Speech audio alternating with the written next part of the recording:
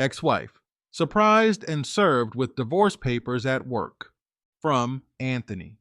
Hey, true story. First off, I just want to say I'm a big fan of your channel. I've been watching for about a year now, and hearing the stories from other men gave me the push I needed to finally write mine. I'm not proud of how things ended, but I'm proud of how I handled it. I didn't lose my cool. I didn't act out. I handled my business like a man and made sure I protected myself at all costs. My name's Anthony.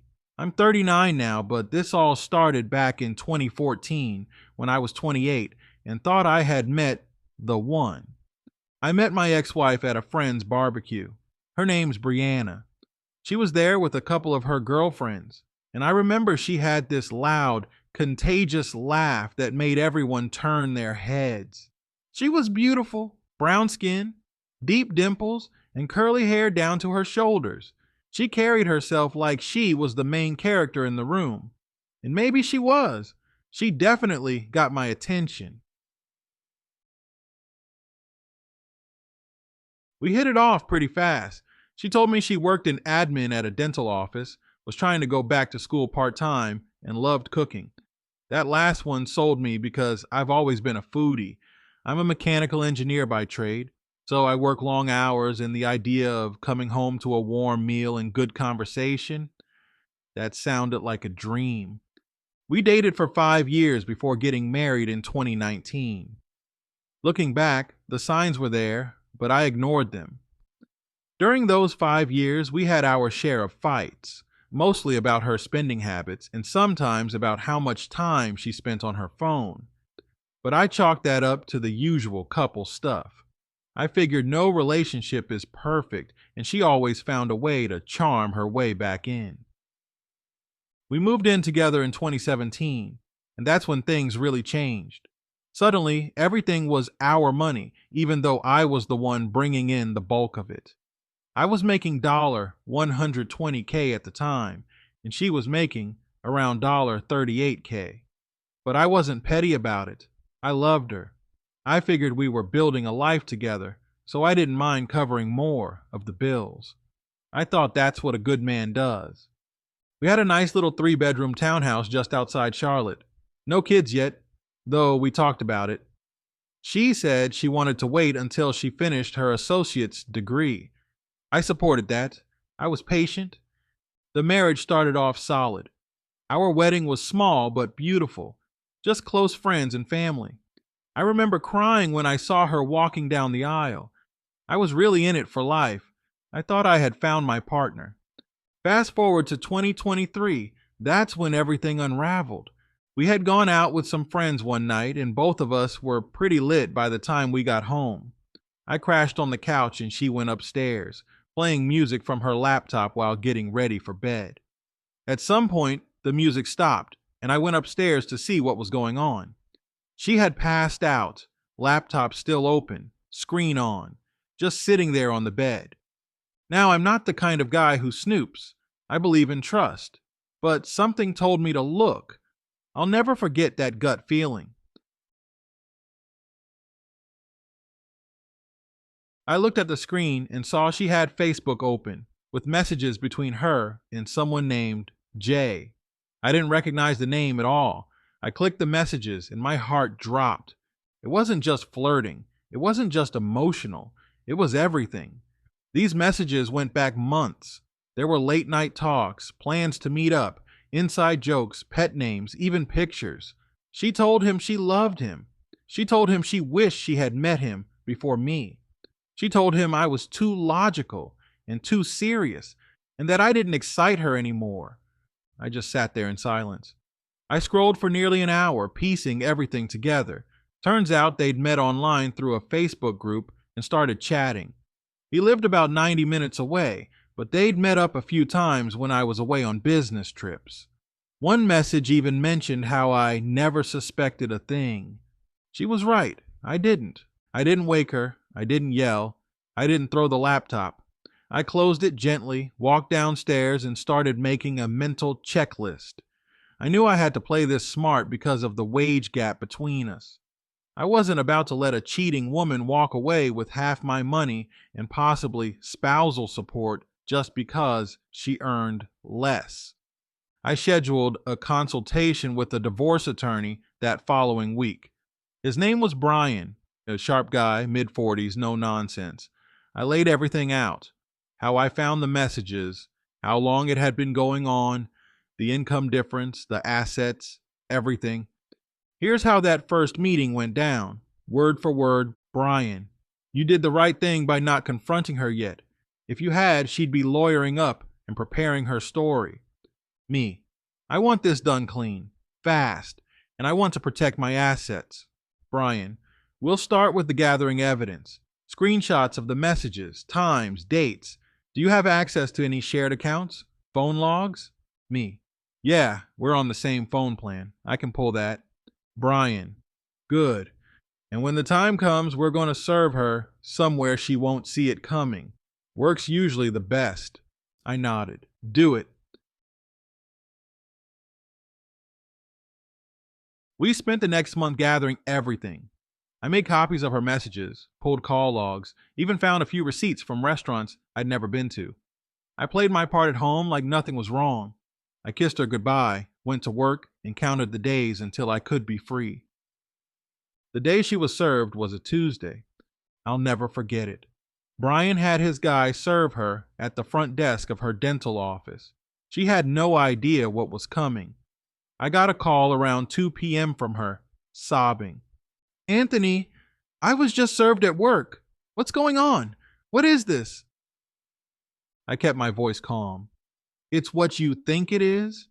But we didn't even talk. Why would you blindside me like this?" I didn't respond. I just hung up. She came home that evening in tears, makeup smeared, shaking like a leaf. She threw her bag down and started trying to explain everything in a panic. "It's not what it looks like. He was just a friend. I never meant for it to go that far." I didn't even flinch. I told her, "I already contacted your parents. They're on their way. You'll be staying with them until the divorce is finalized." She collapsed onto the couch crying, begging, "Please, Anthony, please don't do this. We can fix it. I'll block him. I'll do therapy, whatever you want." But by then, I was done, emotionally, mentally, spiritually. I told her, "You didn't think about fixing it when you were meeting him at hotels and lying to my face, so don't cry to me now." Her parents arrived about an hour later. Her dad didn't say much, just shook his head and helped her pack. Her mom gave me a long, disappointed look, as if this was somehow my fault. The divorce took about 4 months. Because I had the proof, Brian was able to build a strong case. I made it clear from the start: I wasn't paying a dime in spousal support, and I wasn't going to let her walk away with anything she didn't earn. She tried to contest it, of course. Her lawyer tried to argue that I had neglected her emotionally and failed to support her dreams. They even pulled out the power imbalance card due to our income gap, but the judge wasn't buying it. Once the messages came out and the timeline was clear, the case was basically over. She got what she came with, and that was it. When it was all finalized, she sent me one last message: "I made the biggest mistake of my life. You were a good man. I was stupid. I'll never forgive myself." I didn't respond. I left her on read. I wasn't going to be her safety net after she destroyed everything we built. Since then, she's tried to reach out a few times. Birthday messages, "just thinking about you" texts. I've ignored every single one. She even tried showing up at my job once, but security made her leave. I've moved on. Bought a new place, started traveling, picked up old hobbies I used to enjoy, like cycling and photography. I even started dating again, though I'm moving slow. I'm not bitter, I'm just cautious, and a lot smarter now. If I could give any man reading this one piece of advice, it would be this: don't ignore your gut.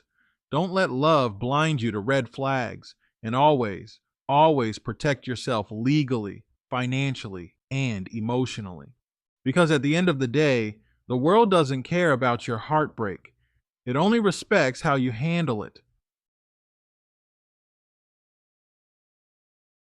Thanks for reading my story. Keep doing what you're doing. Men out here need this channel more than you know. Update: Ex-wife keeps trying to come back, but I'm long gone. Let me start by saying this. Getting out of that marriage was one of the best decisions I've ever made in my life. That's not bitterness talking, that's clarity. When I finally stopped asking why she did what she did and started focusing on what I wanted my life to be, I realized I had been shrinking myself in that marriage for years just to maintain peace and avoid conflict. And the ironic part, all that peacekeeping still didn't stop her from betraying me. After the divorce was finalized, I went through what I'll call a quiet storm phase. Outwardly, I was calm, handling work, maintaining my schedule, keeping my head up. But internally, I was wrestling with everything: the betrayal, the embarrassment, the silence in my home, the what ifs. Nights were the worst. That's when the thoughts came crawling in like insects. I remember waking up at 3 a.m. one night, sitting at the edge of my bed thinking, how the hell did I end up here? But the truth was, I had to end up here. I had to burn it all down to rebuild properly. The first few months post divorce, I didn't date. I couldn't. I wasn't in the right headspace, and I didn't want to bleed on someone who didn't cut me. So I did something different. I got selfish in the best way possible. I focused entirely on me. I hit the gym harder than I ever had before, not out of vanity, but out of discipline. I changed my diet, started meal prepping, and cut back on drinking. I picked up reading again, something I hadn't done consistently in years. Books like The Rational Male, Can't Hurt Me by David Goggins, and Atomic Habits flipped my entire perspective. I used to think relationships were the center of life. Now, I see myself as the center. Everything else is either helping me grow or holding me back, and I treat it accordingly. But let me rewind a bit, because I know your audience is probably wondering what happened with my ex-wife after she got served and lost the divorce. Let me tell you, she did not take that L quietly. About a month after the divorce was finalized, I got a text from her. Can we talk, please, just 10 minutes? I swear I'm not trying to start anything. I ignored it. 2 days later, she sent another message. I'm not asking to get back together. I just want to apologize. In person. Still ignored. Then came the guilt text. You were my best friend. I miss talking to you. I can't believe I threw everything away. I don't even talk to him anymore. And here's the kicker. She said that like it was supposed to mean something. Like cutting off the man she cheated on me with suddenly made her clean. I didn't respond. Not a single word. Weeks later, she sent a wall of text at 1:17 a.m. I still remember the exact time because I happened to be up reading. Anthony, I don't know if you'll ever forgive me, and maybe I don't deserve it, but I just need you to know I never stopped loving you. I was stupid. I was selfish, but being with you felt safe, and I took that for granted. Please don't block me. I just want to know you're okay. At that point, I muted her number. Didn't block, muted. I wanted the receipts just in case she tried to spin a narrative later. Smartest thing I could have done.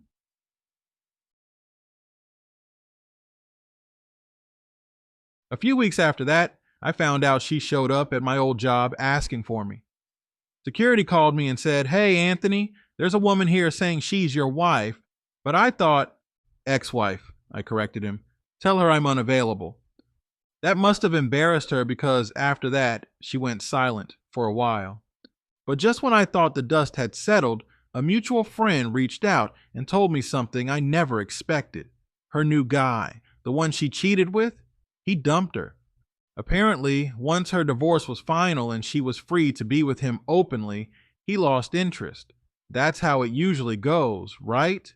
He was fine being the side dude, but once the fantasy ended and real life started, he bailed. She thought she was upgrading, but she was just a fling to him. The karma was poetic. Her friend told me she moved back in with her parents temporarily. She'd gained some weight, stopped going out, and was apparently going through it. Look, I'm not the kind of guy who celebrates someone's downfall, but I also don't feel sorry for someone who set fire to their own life. She had a good man. She had a comfortable life, and she threw it all away for a few Facebook DMs and some hotel meetups. So many men out here are afraid to walk away because they don't want to start over. Let me tell you, starting over was the best thing that happened to me. I've made more progress in the past year than I did during 5 years of marriage. I started a side business doing 3D modeling and CAD services for independent contractors. It started small, just fiver gigs at first, but it's turned into a solid side hustle. That money goes straight into investments now. I also started traveling solo. I took a trip to Portugal earlier this year, and it was like hitting the reset button on my soul. I hiked, ate amazing food, met new people, and didn't have to answer to anyone. It was peace like I hadn't felt in years. Now let's talk about dating. I didn't jump into anything serious, but I did dip my toe back in the water. I met a few women through mutual friends and even tried a couple dating apps, which, to be honest, were more headache than anything else. It's rough out here, man. The dating landscape is wild, but I've learned to keep my standards clear and my boundaries even clearer. One woman I dated briefly was a nurse, smart, kind, and driven. But after a few dates, I realized I wasn't ready for anything serious. And instead of leading her on, I was honest. I told her I was still healing and focused on building myself. She appreciated the honesty. We're still cool. That's another thing I've learned. A lot of women aren't used to men with discipline and emotional control. They're used to guys simping or exploding. But when you're calm, composed, and centered, it throws them off in a good way. It shows strength. And that's the version of me I've grown into. As for my ex, she's still lurking. Every now and then, she views my Instagram stories. I don't post much, just travel pics and occasional gym updates, but she always watches. It's like she wants to see if I'm miserable without her. Spoiler alert, I'm not. In fact, I've never been more fulfilled. I've built a life I don't need a vacation from. I wake up with purpose. I sleep peacefully. My money is right. My mind is sharp. My circle is small but solid. And the craziest part? I'm grateful she cheated. If she hadn't, I might still be stuck in that half alive version of myself, overgiving, underappreciated, emotionally drained, constantly pouring into someone who was draining me dry. So if any man out there is reading this and finds himself in a similar situation, listen to me carefully. Protect your peace, protect your assets, and protect your future. Don't let fear of being alone keep you in a situation that's breaking your spirit. You're not starting over. You're starting fresh. That's a beautiful thing. Thank you again for sharing my first email, and thank you to the guys who reached out or commented with support. You're not alone.